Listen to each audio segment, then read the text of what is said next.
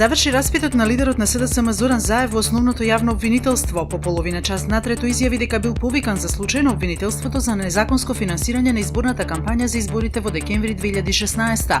Денеска на Заев му биле представени сомневањата кои што ги има обвинителството под раководство на Марко Зврлевски, а во среда одбраната ќе изврши увид во доказите.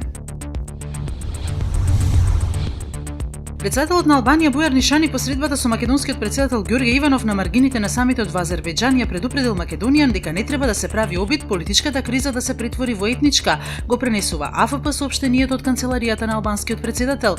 Во соопштенијето од кабинетот на Иванов, пак објавено во четвртокот, се објавува само она што го рекол македонскиот председател.